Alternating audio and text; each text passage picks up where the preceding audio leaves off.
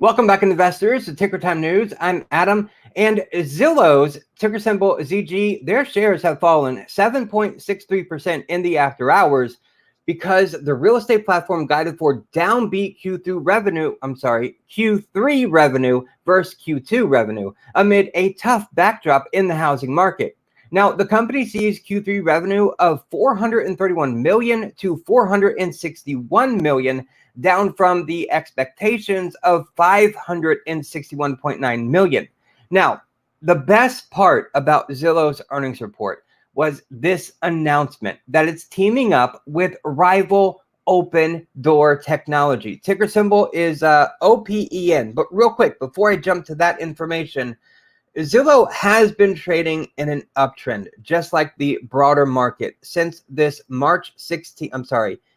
June 16th low for Zillow. However, today, that trend line is broken here in the after hours, with Zillow dropping over 7.5% because of its guidance being not where investors and analysts thought it should be. So I just want to point that out on the chart. It's a technical breakdown there for Zillow in that uptrend that it's been in. So something to point out there. Now, Opendoor, OPEN is the ticker symbol for Opendoor. This is a company I talked about last year quite a bit. I like this company. Let me open up the chart here a little bit so we can see what's happening here. In the after hours, Opendoor is up 3.6%. I think investors are kind of missing the Opendoor connection here with Zillow's earnings report, with maybe Zillow's earnings report being a lot of noise, kind of overshadowing this big deal, I think, for Opendoor. Now, in this deal, Opendoor Technologies entered in a multi-year deal to let the home sellers on Zillow's platform request an offer from Opendoor to sell their home.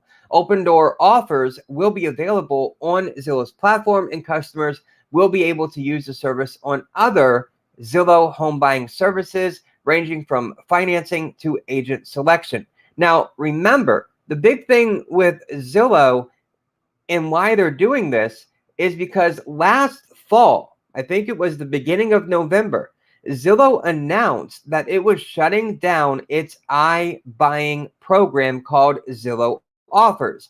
It had all kinds of problems throughout the entire process. Now, Zillow took a huge hit to its valuation from that announcement, but since then, and I think that it was a bit of an overreaction when that announcement came out, with Zillow stock crashing. Zillow is a real estate platform where people go and they look up homes for sale, for rent, and go from there. It's like the first place people go, and they have a huge platform, lots of volume on their platform. So now that they're teaming up with Opendoor, this is a brilliant move. Zillow has the traffic on its platform, and it can still participate in the iBuying process by taking a cut from Opendoor. This is just brilliant, in my opinion, and not just for Zillow, for both companies. Opendoor will benefit greatly from this. And the iBuying process or program, it's basically house flipping, right? So when the market isn't doing that great, and I mean the housing market, then of course, Zillow, Opendoor, they're going to suffer too. But as the housing market recovers, maybe first quarter next year, second quarter next year, possibly, then maybe then, when the housing market turns around, then Zillow, Opendoor will also turn around. So the stock will be volatile in times when the housing market is going through a troubling process like it is right now. So keep that in mind. I wouldn't go bottom fishing here for Opendoor. I mean, it is at $4.87 here in the after hours. I do believe this was at least getting close to a $20 a share or higher stock last year. Let's just open this chart up here a little bit further. Yeah, it was up to about 26 or so $25, $26 was its peak. So, I mean, it's fallen hard, much like SoFi. Keep that in mind. That was a huge mover this week, wasn't it? And the week's not over. So, just interesting news here. I find it fascinating, and I think Opendoor is being overlooked here. But again, the housing market is in trouble, and that also will show up in the stock price and valuation for a company like Opendoor and Zillow. So just keep that in the back of your mind. Now, the stock market. Let's go to SPX, ticker symbol for the S&P 500. Now, the stock market was confined to a pretty narrow range today as market participants await the July jobs report. And it comes out tomorrow morning, 8:30 Eastern, 8:30 a.m. Eastern time. That's why this market, and like I said on Monday, this market, I think, is just going to chop around. Now, it is very possible that it breaks this red line here, which was the top. And let me get the highlighter out real quick, which was the top where we chopped around at the end of May, beginning of June up here. We're just going to do the same thing here. But there's no reason in my mind, if the jobs numbers are good tomorrow, that the market can't get to the top of the weekly expected move here. It's a possibility, and I think it would have the momentum to do so, especially if the employment numbers are good. And we'll go over those in just a moment. Now, also, in play today was a huge stream of earnings news since yesterday's close. A whole bunch in the after hours yesterday, a whole bunch pre-market this morning. So that was in today's mix as well. And a notion that the July rally was overheated, given the weakening economic fundamentals, and of course, a reaction to more aggressive rate hikes from central banks around the world. Brazil's central bank, to give you an example, it raised its key policy rate by 50 basis points to, get this, 13.75%. Could you imagine if that was our interest rate, if we were up in the low teens percentage-wise? That would just sink this market incredibly far. And the Bank of England also raised its key policy rate by 50 basis points, but they're only sitting at 1.75%, a little bit under where we're actually sitting. And the BOE also forecast a recession for the UK starting in the fourth quarter of this year and continuing for 5 quarters. That means if that does come true, the UK is going to be in a recession until 2024. That's a long time from now, and that's a long time for a market to just sink or trade sideways, slightly down. Who knows what's going to happen, right? Okay, continuing on. We also had oil prices starting to roll over on concerns of a demand slowdown before these central banks moved, added downside pressure. U.S. oil. Easiest thing to remember on TradingView to look at WTI crude. WTI crude futures settled down 2.7% today, breaking the $90 a barrel, closing at $84.49 a barrel. It's down even more here in the after hours, maybe about 50 cents. So not a lot, but it has broken. Remember yesterday, this area, this green bar that I put up, thinking that, you know what, this will be the key area. If oil breaks below this zone and it's still kind of sitting in it, this would be a huge breakdown in oil prices, and this would add fuel to the market rallying. It really would. Not to use that pun, fuel. I shouldn't have done that. But anyways, if oil were to turn around here, though, that wouldn't be so good for the market. So this is a key level. Breaking below 90, big. Breaking below 85, even bigger. Okay? So keep this on your radar and watch it. This is going to tell us a lot about how the market is going to react. Now, This did result in the S&P 500 energy sector dropping 3.6% today. And let me just go ahead real quickly. How you guys doing? Not missing this today. Good. I see you were first there before I even started the live stream. Glad you're here with us today. Greatly appreciate it.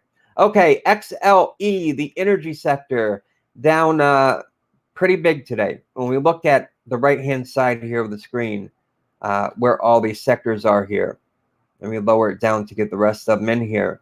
You can see it was kind of split, right, on what was green and what was red.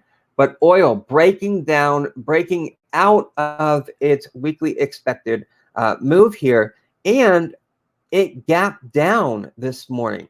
So this is a pretty big drop here for the energy sector. And oil, a big dragger in this falling. It even dropped below its 20-day moving average, closed below it. It looks like it's trying to head down, maybe fill this gap right here that was left open a couple weeks ago. That would be a big fall. And you know, the options market, these two purple lines, closing tomorrow, oil would have to be up big to help energy be up big just to get back to the bottom end of the weekly expected move. So this one, it might fail. But remember, these weekly expected moves can act like magnets, okay? Just like moving averages can. But I'm not sure where oil is going to fall here. I think the jobs report may actually help reflect where this market is going to go tomorrow, which could help to either boost or follow in the narrative that the economy is slowing down. If we get bad numbers, there goes oil demand. That's a possibility too. So just keep that in mind. Now, aside from energy, the worst performing sector over here on the right-hand side of your screen was consumer staples, down 0.8%, we'll call it, which was weighed down by Walmart. Walmart was down, I think, 3.5% or more today. And Clorox was another big one, down, I think, 4.5% today. Now, Clorox had disappointing quarterly results. But Walmart, and we talked about this yesterday during the live stream, Walmart is reportedly cutting about 200 corporate positions in what they call a restructuring effort. That's a big hit to Walmart. Like I mentioned yesterday, Walmart is a huge key in our economy, and it's a leading indicator looking at Walmart. If Walmart's doing bad, then the economy is doing bad. It's really as simple as looking at that. Okay, let's keep going. Another factor limiting the performance of the indexes today was a lack of influence from mega cap stocks. Now, mega caps, they started out looking kind of strong this morning, but they broke down and they did not go anywhere, which mega caps over this entire rally that we've been in, they have been a very important driver. Now, Apple, ticker symbol AAPL, they were one of the big tech, big growth mega cap companies that were down today, ever so slightly. I think a tenth or maybe 0.2%, barely down at all. But since it's such a heavily weighted company, it can hold down the market too. Now, despite weakness at the index surface level, semiconductor stocks, they had a strong showing today. Looking at the Van Erik Semiconductor ETF, ticker symbol is SMH. We'll put that up here. We've got the weekly expected moves for them as well. They closed up 1%, which was much better than the mixed results of the indexes. And at the top end of its weekly expected move, I mean, it closed there nearly perfect. I guess about, let's call it 60 or 70 cents. That is pretty darn close right there. So could it break higher? It could, but remember, 68% of the time, they're going to close within the weekly expected move. So it's at the top end of it right now. One other thing to note about the weekly expected moves in the semiconductors. Past 2 weeks, they have closed on the upside out of the weekly expected move. 3 weeks in a row is extremely, extremely rare. Keep that in mind. Okay. Why were semiconductors so hot today? Why were they so hot?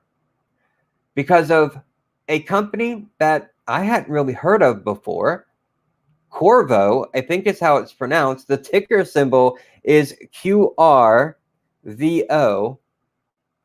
They had better than expected earnings, like really good earnings for the company. It was up 1.3% during regular session, not a big mover, but the information that they provided helped investors think broader with the semiconductor market. So this was an interesting company. Again, never heard of it. It is right now, let's see, 108. And where is this at? This is at 113. So the stock is at $108 a share, $113 a share, give or take. That's about where its resistance will come in at. So it's following just like the broader market. It's in a short-term uptrend, and we'll see how far it can go. Now, another bright spot in the market today was consumer discretionary sector. It was up 0.5% today, and it was boosted by MGM Resorts. Ticker symbol is MGM. They were up about 3.5% today, 3.7%. Other casino stocks also traded higher in unison after MGM reported favorable earnings. And another bright spot, the market was mixed today, but I'm finding these bright spots to kind of counter these negative ones that we were talking about at the beginning of the live stream, minus the Opendoor partnership with Zillow. Home builders, ticker symbol XHB. That takes you to the Spider ETF for home builders. Nice, beautiful rally, and it has broken above its resistance level. Not saying it's going to go much higher. It could just chop around sideways like the rest of the market here. And I mean, it's kind of been chopping around sideways for the past 4 sessions, but it was up 1.7% today. And it was a pocket of strength. Now, why are home builders up right now when the housing market isn't doing so good? Because of the drop in interest rates. If we add the 10-year here, which I'm going to do here, on TradingView, upper left corner, you hit the circle with the plus sign in it. Whatever you want to use, the 10-year is right here. I'm just going to click on it, and it will be added to the chart. And we can see here, as yields come down, right? Home builder stocks going right back to the peak here. Home builder stocks have been moving up. We can go back even further. When the yields were rising, home builder stocks were going down. So there's a direct inverse correlation here, right? When the 10-year yield goes up, home builders go down. And then the opposite is true too. When the 10-year goes down, home builders go up. Just something there that you can watch to help you decide if maybe this ETF or this sector is moving right in your direction that you want it to. So using the 10-year can help you do that in certain sectors. Home builders is a big one. All right, let's take that off of here, the 10-year, and clean up the chart just real quick. I don't like to leave a messy chart. All right, one more. Okay. Another area today that kind of showed the mix of the market was the market breadth. It painted a mixed picture. Advancers led decliners by a 7-5 margin at the NASDAQ, while decliners led advancers by an 11-10 margin at the New York Stock Exchange. Completely flipped.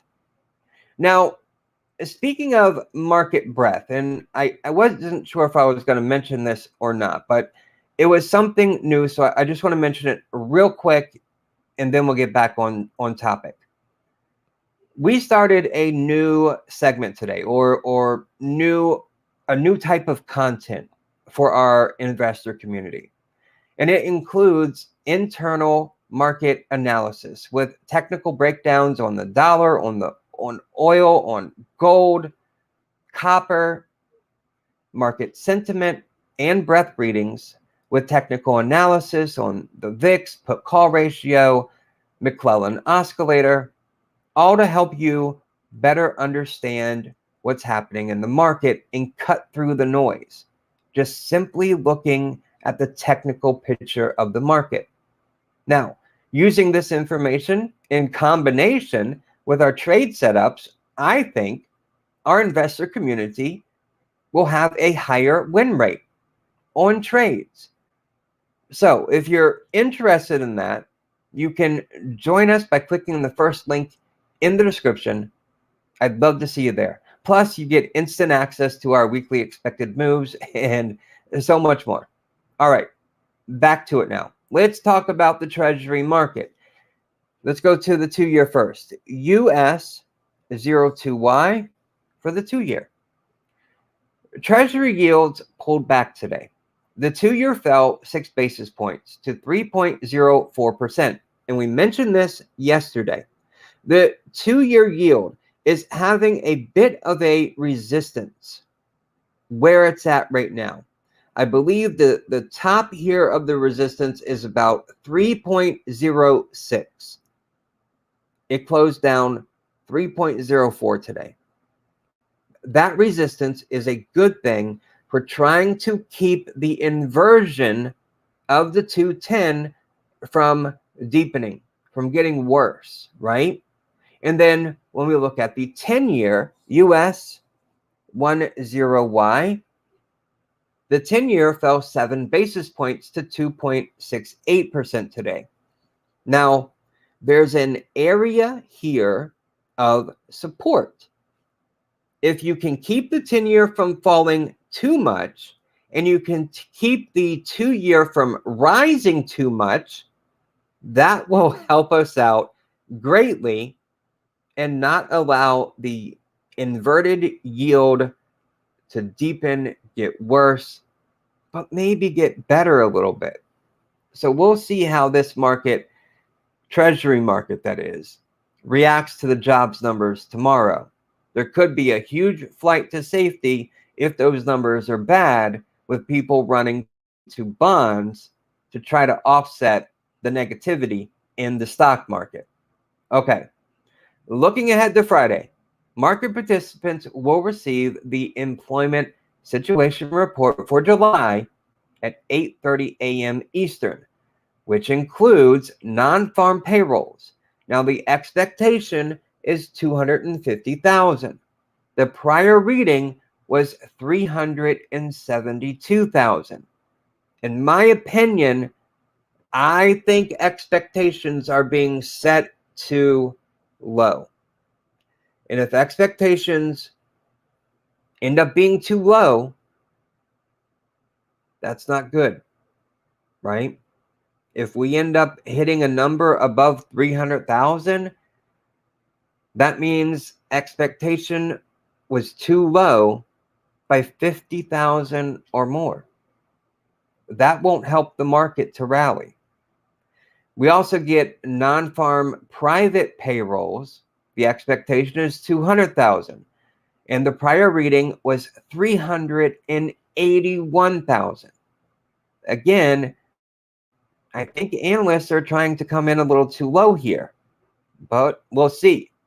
I'm not right 100% of the time. Sometimes I get it wrong, and maybe I'm just reading this in not the same light as analysts are. Now, with this, we also get the average hourly earnings. The expectation is positive 0.3%, and that's exactly where the last reading was. And the unemployment rate. Now, the unemployment rate is expected to stay exactly where it is today at 3.6%. Will it? Or will it creep higher? 3.7, 3.8. What do you think? Let me know your thoughts on what you think the employment situation is looking like right now. This is a big report, and this is exactly what the market is waiting for to help provide direction. Let's just look here real quick. SoFi did a good job of holding $8. Yeah, I'll pull SoFi up here and look at SoFi too real quick. Let me go to the SPX, the SPY, and the Qs just right quick. Let me take that Sharpie off here. This is why I like to leave charts clean. So when we come back to them, we don't have to waste time cleaning them up. All right. So if we look at where the market is in correlation here to the weekly expected moves, it's a little on the high side, right? It's just middle up just a little bit. So I think if the numbers are good, like I said earlier, I think there's no problem in hitting the upper range of the weekly expected move. That's at 42.11. If the numbers are bad, well, yesterday it moved 1.5%. If the numbers are bad, 1.5% is going to look small. I think it could easily drop down, fill this gap down here, and maybe even come down and touch the bottom of the weekly expected move. To give you a percent reading, right now, we are sitting with more risk. Downside risk right now is 2.5%. Okay? Upside risk, where we close today, to the weekly expected move. Upside risk is 1.4%. Let me just say that one more time. Our downside risk from right here where we are for tomorrow is 2.5%. Our upside potential, our reward, is 1.4%. So we are skewed. Right now, our risk-reward ratio is skewed to more risk. Okay, let's look at the SPY. See where we are. And we'll do the same thing. The SPY should be really darn close to where the SPX is. So if we go from where we closed here, and I'm going to go up first. So 1.5%. And then our risk might be a little bit more than 2.5. Let's see. Where is it going to fall? Our downside risk is 2.5. Okay. So where we're sitting at right now, and remember, the options market is right 68% of the time. We have more downside risk than we have upside reward for tomorrow. Let's look at the Qs. Now, technology, the Qs have been outperforming big time to the S&P 500, to the SPY, to the SPX.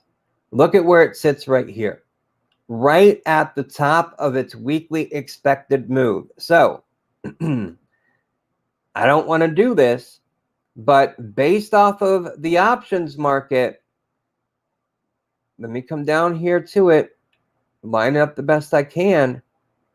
Right now, according to the options market, we have a risk reward, with the risk being to the downside 5.3% and the reward to the upside 0%, because it's sitting right on the top of the weekly expected move, the upper range. So this is not the time to get in the market and go long. This, in my opinion, is the time to start looking for shorting opportunities. Okay. Now, if jobs market comes in and looks healthy, then that would change my short-term bias here. But from what I'm seeing, technical wise, we've got more downside risk than we have reward, especially when we're looking at technology. All right, just for fun, let me put the Dow Jones up here. Last time I checked, it was not near its top. It was closer to the bottom. Yeah, so there's actually a little bit more reward here for the Dow Jones than there is risk to the downside. And that's because it has been held back because of earnings being reported this week for a couple of the components within the Dow Jones. Remember, there's only 30 stocks in the Dow Jones. So one or two big ones can have an oversized effect. And that's what's been keeping the Dow down as much as it is, compared to especially technology and the Qs. All right, let me pull. Oh, yeah, this is like June deja vu. Absolutely. Let me do this real quick. Before I move on, let me just do this real quick. Let me go back to, should I use SPX or SPY? Maybe I'll go with SPY. I always use SPX. Let's look at the SPY. And I want to walk you through this real quick. At the end of May, starting May the 25th, we had a 1, 2, 3-day rally. And it was a pretty big rally. There were gap ups. Look at this. In the past less than a week, going back to the FOMC meeting on last Wednesday, the 27th, we have 1, 2, 3 green days, each day producing a gap up. Exactly like the end of May, right here. Then, in the end of May, then next, after the 3 big green days, we have 1, 2 red days. What did we have earlier this week? 1, 2 red days. Kind of eerie, right? Deja vu is a great word to use. Then yesterday we had the short squeeze. A really nice day. What do we have over here on June the 2nd? We had a short squeeze, a really nice day. And then what came after the short squeeze but a red day? What do we have today? A red day, ever so slightly. The similarities to the end of May, beginning of June to right now are eerily similar. Okay, so what happened next, right? Since it is following almost precisely to how it was back here, what happened next? A big drop. We had a green day, a red day, and then the bottom fell. Could we have a green day tomorrow if employment is good? Yeah. Maybe Monday's a red day because We get CPI next week. And the market could fall. The bottom could fall out because of the CPI, the read on inflation. Next week. Is it the 10th, I believe?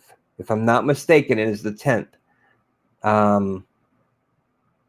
Let's see. Today is the 4th. Yeah.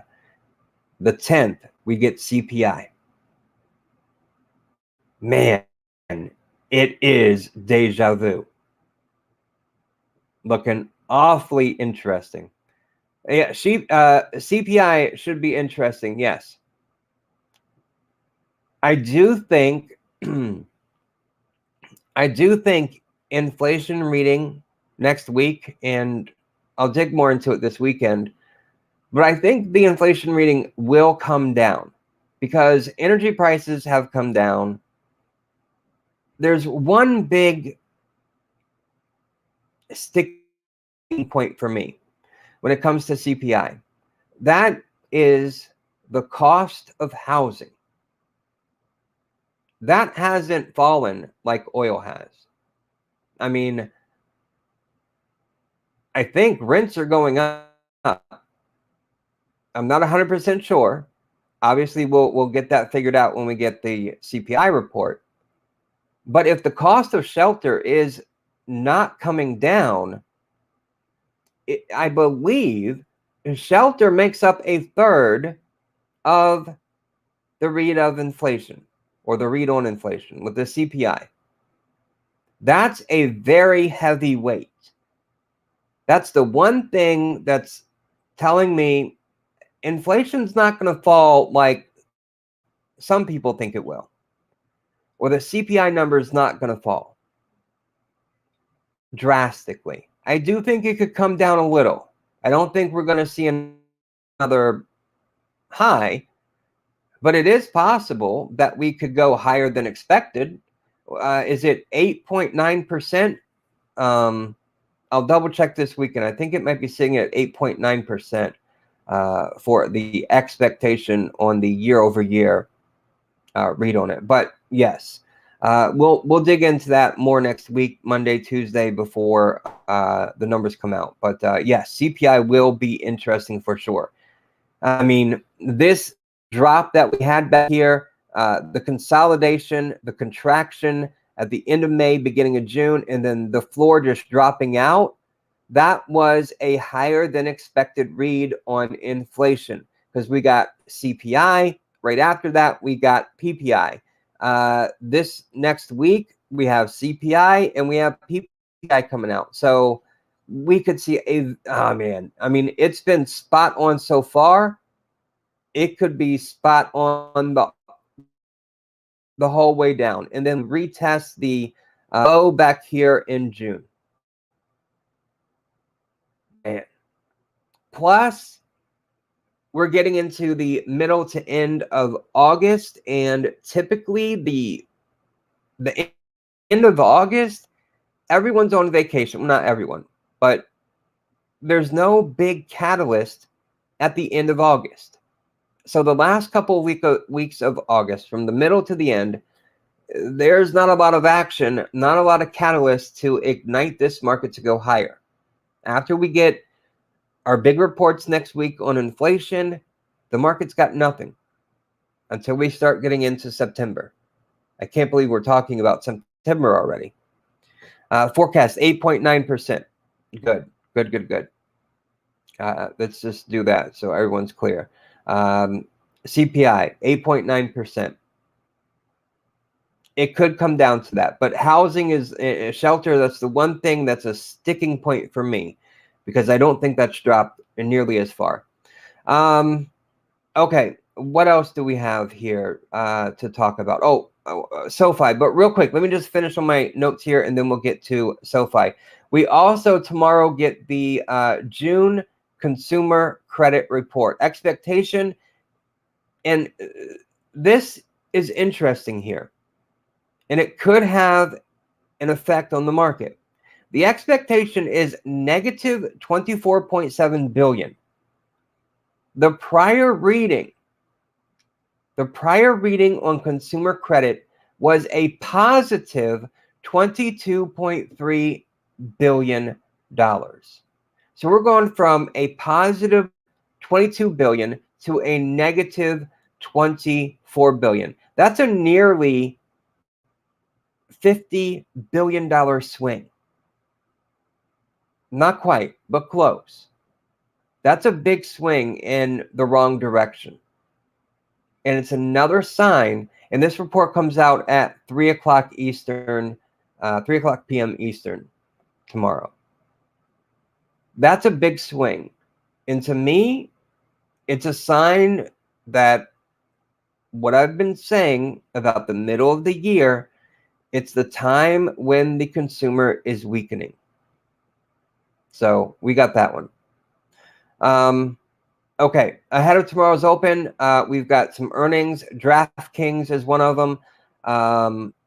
We've got Goodyear Tire and Western Digital, just a couple there. One thing about DraftKings, and I tweeted about it earlier today, DraftKings call options are seeing some interest. There were, at last time I checked, when I tweeted this out, there were 51.1 thousand call options traded versus 12,400 puts. That's a pretty big difference. 51,100 call options versus 12,400 puts. That's leaning towards DraftKings doing pretty darn good. And it's DKN, got to get on the right screen here. Let's go. DKNG, DraftKings. So this is interesting to me that DraftKings is trading like this on the options market. Now, I mapped it out here with the two purple lines. This is not the weekly expected move for DraftKings. This is the expected earnings move of plus or minus 18.5%. So the options market, which is right 68% of the time, is saying there could be a plus or minus swing on DraftKings when they report their earnings of 18.5%. So it's an interesting one to watch, I think, because the options market is really leaning towards a positive for DraftKings. So, and irregularly, I can't even pronounce the word. It was something odd that I saw in the options market today for earnings tomorrow, and I wanted to point that out just so you're heads up about it. Okay, let me pull up SoFi, and then we can jump on the economic data we got today. So SoFi, did I type it in right? Yeah, SoFi Technologies. Big boost from earnings report, big short squeeze, but just like we kind of predicted here with this, a gray bar, this would be an area of resistance for SoFi, not allowing it to, what's the top of this range right here? 820, 825. That would have been the top for SoFi. And let's pull this up here and take a better look. So it got to 852 today. So the candle wick did break above this gray bar, but it did close within it. So I do think that's resistance for now for SoFi. Plus, it's about overextended. The RSI is a 69.2, and it's 70 and above is overbought there. So it's sitting right on the line. The RSI is higher than its local high that it's been reaching, which is down about 57. So it's overextended. It's up there. But yeah, this was an awesome move that we talked about. But I do think it is at resistance here, and I think it's just going to be a slow bleed. If employment is good tomorrow, I still think it's a bit too high, and I don't think that will affect SoFi too much. But I think over the short term, over the next several trading sessions, I think it could just slowly come down with those taking their profit from this big excited move off of earnings. Okay, let's see here.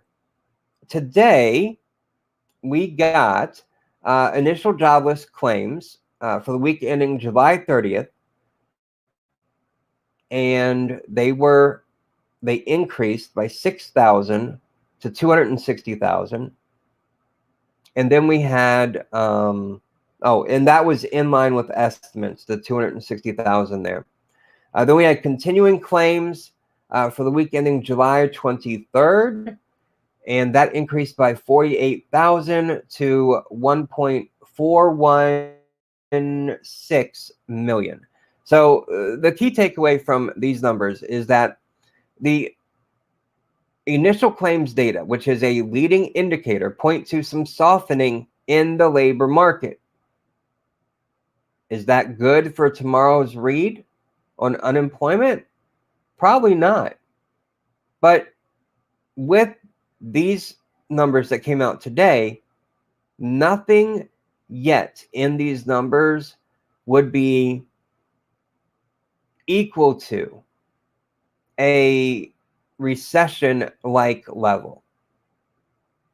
So even though we are in a technical paper recession, the employment market doesn't look like, historically, doesn't look like we're in a recession. So that's why there's a debate about whether we're in a recession or not. Technically, yeah, we are. We're in a recession, a paper recession. On paper, we are in a recession, just like your paper gains or paper losses. It's not real until you cash it in, right? Okay, same thing applies here. We need real economic data, right? The real numbers, like the jobs numbers tomorrow. Those are the real numbers that we need to let us know if we are, or how bad of a recession that we are in. We also got our trade deficit today.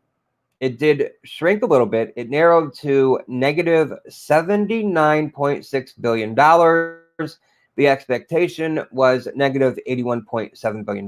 Now, the narrowing was the result of exports being $4.3 billion more than May exports, and imports being $1 billion less than May imports. The thing about these numbers is that it partially captures the effects of supplying Europe with natural gas, because that increased by $1.6 billion in exports to Europe. Okay, that's everything that I want to talk about today. If you could, click that like button. That really helps out. Also, share this video with a friend. You never know, they might be interested. And if you like this perspective, you want more, from trade setups to weekly expected moves, a ton of information, then click the first link in the description and come join our investor community on Patreon. Ton of awesome information. All right, well, we got it. I'll just touch on Bitcoin right here. I'll give you a moment to put a question in if you have it. If not, that's cool. We can go about this tomorrow. Let's see here. Bitcoin, 22,665, up 0.2%. Not a whole lot. It's flagging right now, like it did right before FOMC. Notice how it's kind of consolidating, contracting, moving down slightly. Same pattern as right before FOMC. So if employment numbers are good, I could see Bitcoin popping a little bit. If not, then it's probably going to break to the downside. So That's that. Do you? Yeah, I did. I did. I found it interesting. Let me put this up on the screen. I did find it interesting. I do use a paid service, but their information is good. I didn't hear or see with the updates on the screen anything negative or anything that looked odd or out of place. I think it looks pretty darn good, and free. That helps big time. Let me.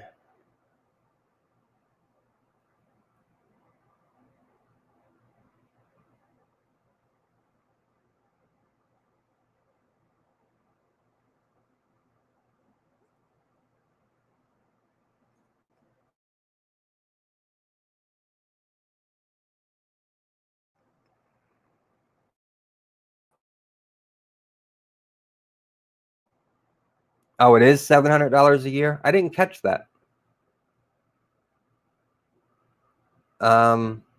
Maybe the link that you shared allowed me to listen to it, possibly.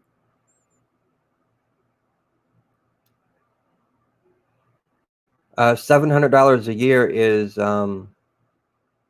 less than way less than what I use.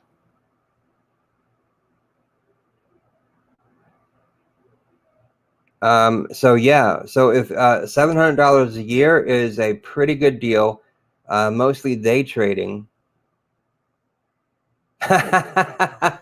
You're not supposed to share that link. Yeah, yeah. No, if anybody's interested in that, for sure. Just capture the comment there and put it in Google search. It'll take you right there, and you can see if it's free. Do you see jobs market weakening? Yes, absolutely. I mean, look at the job numbers that came out today. That shows the job market is weakening. I mean, that's data. That's real data that shows the labor market is weakening. We also, with the JOLTS report, to me shows the labor market is weakening, right? It's just not to historical recession levels. That's the only thing. So the labor market is still pretty strong, right? It's still pretty robust, but it is weakening, much like the housing market. The housing market right now is weakening. The consumer right now is weakening. So absolutely. If we go back to those numbers here right quick, the initial jobless claims, and this is from week ending July 30th, they increased by 6,000 to 260,000. Okay. So that's, you lost your job, you go to the state, you file a claim to get unemployment, or I believe that's the process. And because as a business owner, when you shut down your business, or if you go out of business, or what happened, you can't get those benefits. I know there was the COVID exemption, but typically, so yeah, that increased by 6,000 for the week, and that was in line with estimates. And then the continuing claims, which was week ending July the 23rd, that increased by 48,000 people, okay, to a total of 1.416 million. So those are real numbers that show The job market is weakening. The labor market is weakening. The JOLTS number, coming off those record high job openings, now under 11 million, 10 million in some open jobs. That's still quite a bit, but that number has shrunk. Now, did it shrink because employers were taking jobs off the market and not filling them? Probably. Probably. I mean, Walmart is laying off 200 corporate level jobs. So I absolutely see them, the job market weakening. Let's see here.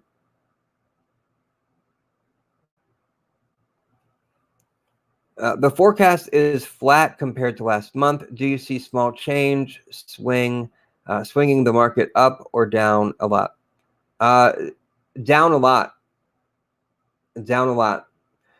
Remember when we were looking at the SPY and the Qs and the Dow Jones for the risk reward for tomorrow based off of the options market's weekly expected moves?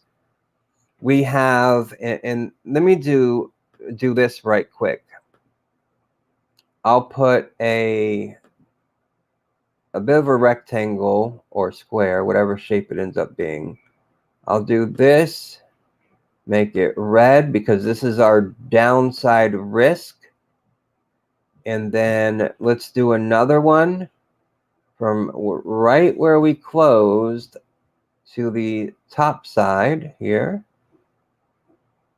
Right there. I'll make this one green just to help visualize. This is what we're facing tomorrow, right? I'll open that up a little bit more. Just pay attention to the green box and the red box, okay? We have more downside risk potential for tomorrow than we have upside reward for tomorrow. That's why I said earlier on in the live stream, this is not the place to go long, right? This is not the place to go long because we have a greater, when you look at the risk reward ratio for tomorrow, we have a greater chance for risk. Our risk is greater. And one of the most important things about right now is managing risk in this market. When we're chopping sideways, when we're getting economic data releases coming out that can make the market swing in big moves, it's all about managing your risk. In a bear market, the winner is the one who lost the least amount of money. Okay. So I hope that kind of answers your question there. If the employment number is negative, and this is why the market the market swung today, but it barely moved. 0.08% negative for SPX, 0.07% negative for the SPY. The Q was up 0.4%.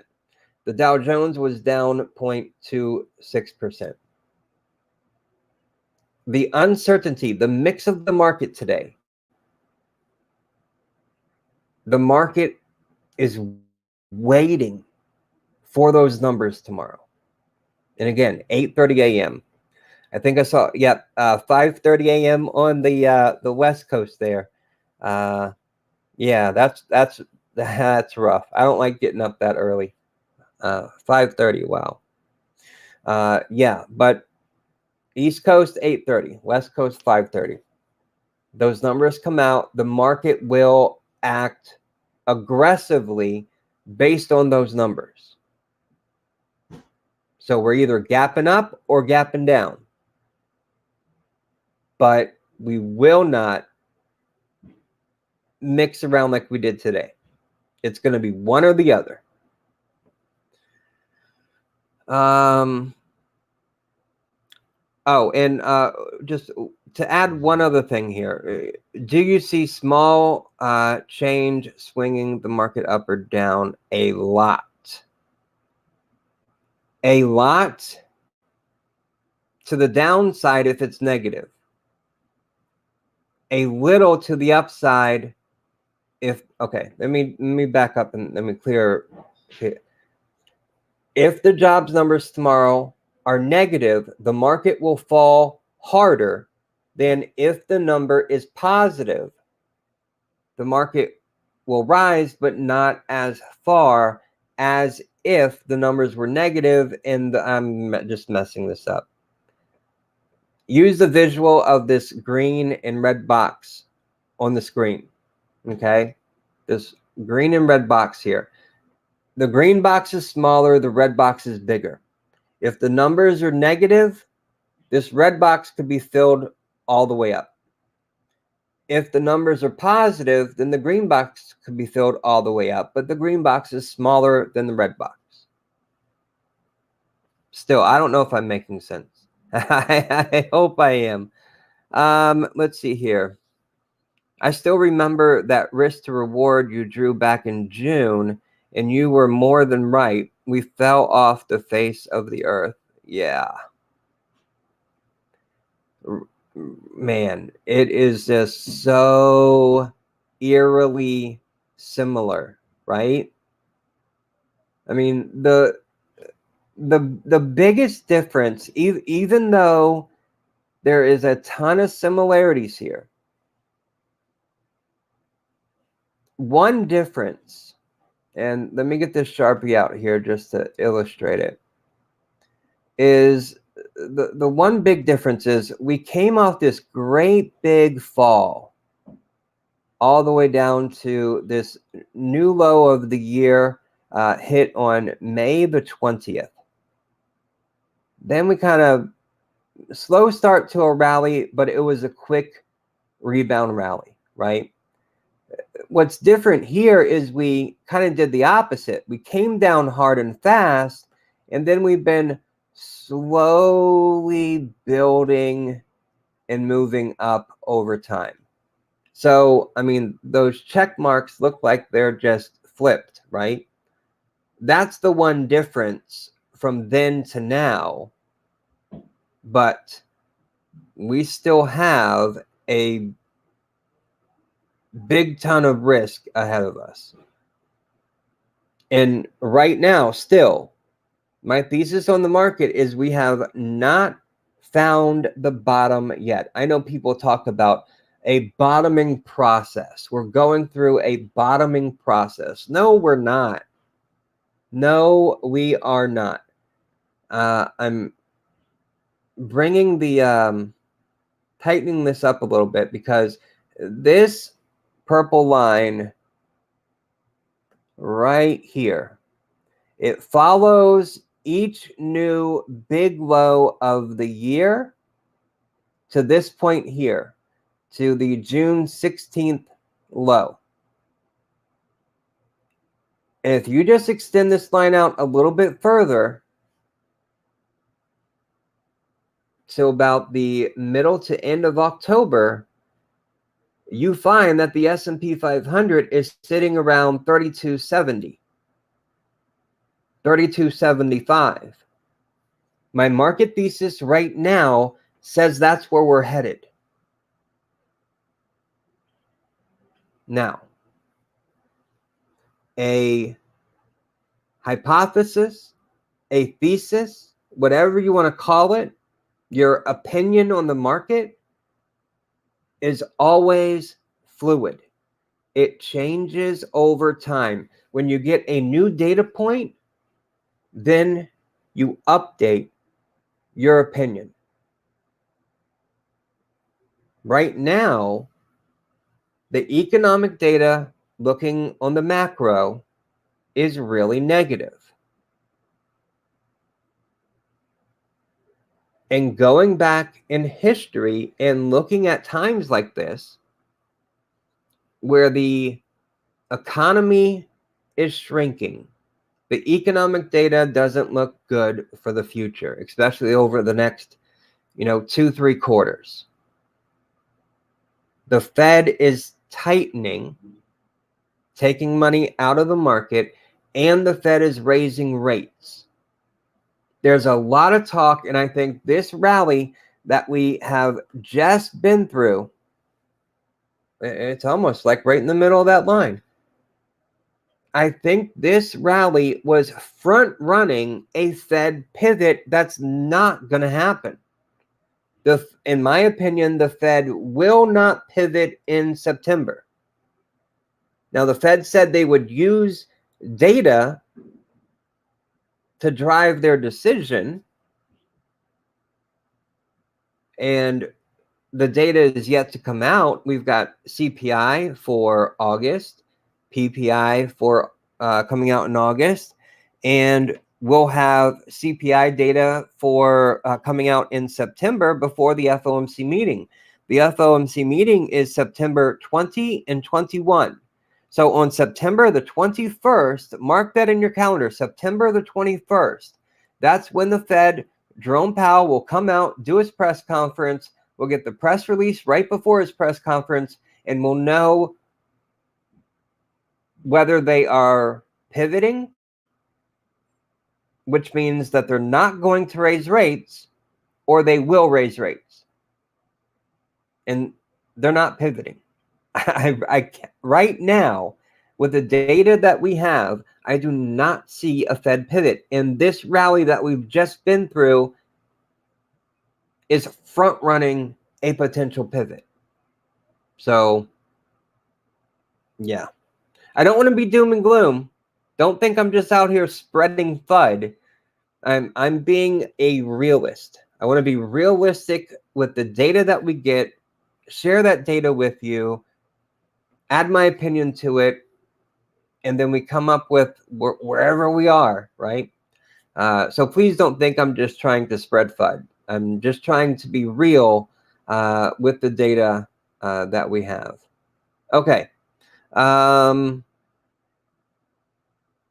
Let's see here. Yeah, I just don't see the consumer getting stronger like these goofy earnings reports say.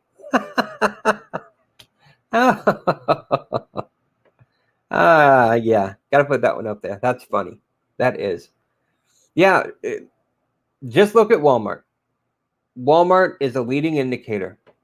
The health and success of Walmart is the economy. It is just one of those companies that are so big, so widespread all across the country, the globe, but I'm just right now speaking about our economy in the US. So it's a good company to follow, to read their earnings reports, to understand, because they are so everywhere. They are the economy. Okay. Yeah. So anything else? So we'll just wrap this one up here, and then we'll get back to it tomorrow. We're either going to have a green day and gap up, or a red day and gap down. And right now, I'm just going to open this up a little bit here. Remember the green box here and the red box. This is our risk reward for tomorrow. Okay? Right in there. We have more risk than we have reward at this exact moment in time. At 8:30 a.m. Eastern, we'll have a decision on what the labor market looks like. An update from last month. And it's either gotten weaker, or it's gotten stronger, or maybe it stayed the same. With the data that we got today on initial claims, continuing claims, it's weakening. But by how big of a margin? That's the real question, at least for me, in my opinion. I could be wrong, though, so don't yell at me if I am. But yeah, okay. All right, ladies and gentlemen, I greatly appreciate your time being here with me. I love it. This is one of the best times of the day. One other thing to point out here, just real quick, the RSI for the SPX, the S&P 500, right? It's at 69.5. 70 and above is overbought. So this market is overextended. Keep that in mind too. That's why it's another reason why we have a smaller reward if the labor market seems to be good. Because this market needs to pull back because it's gotten overextended. Okay, you are welcome. You are welcome. I thank you. I'm looking over here at the comments. Thank you. I greatly appreciate your time being here. And remember, if you want to help this channel, click the like button and click the first link in the description. And ladies and gentlemen, that's it for today. And I will see you tomorrow after the market closes.